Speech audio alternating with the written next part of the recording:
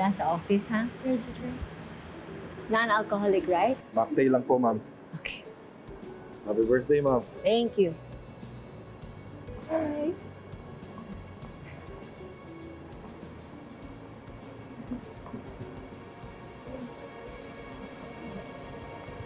Hindi pa rin pala mapupunta ang posisyon mo kay Constantino? Hindi naman akong nagdesisyon yan kung di yung senior partners, Lorena. At babalik pa naman ako. Honestly, I wouldn't care kung babalik ka pa. Sana mawala ka na forever. Are you saying you'd rather see me dead? Ikaw ang nagsabi na. Wala akong pakialam kung anong gawin mo o kung anong mangyari sa'yo. Just make sure na hindi na mabubuhay ang kaso ni Ino, Attorney Simmons. Alam mo naman na mahirap akong kalaban, diba? Cons.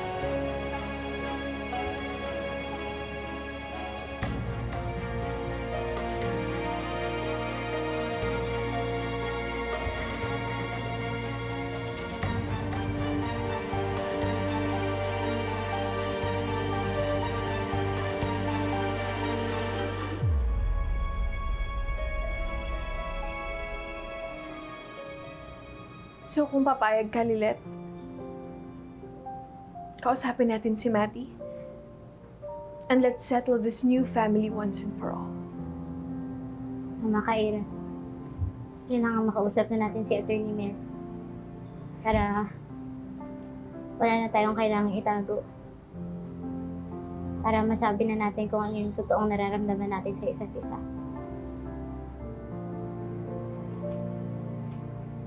Ano? Tara? Puntahan na natin yung mommy natin.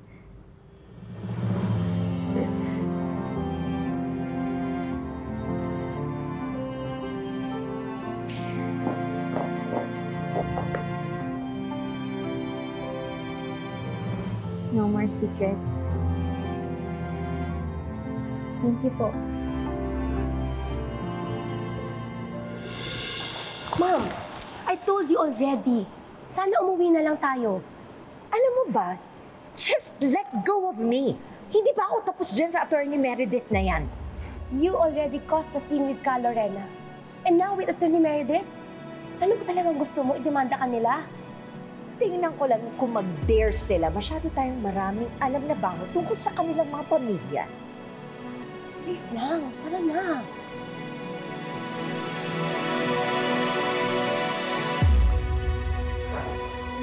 Patricia, kung manggugulo ka lang, please wag dito.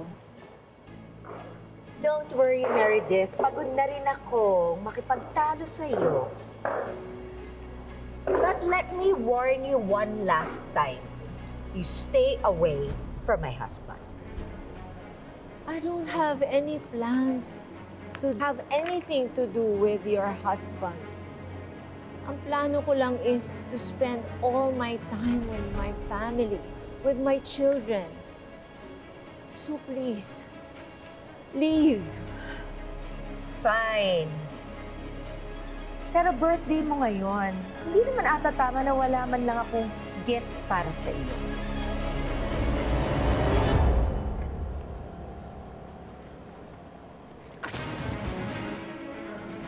Nang mahimasmasan ka at nang ma-realize mo na meron ng asawa yung taong inaahas mo.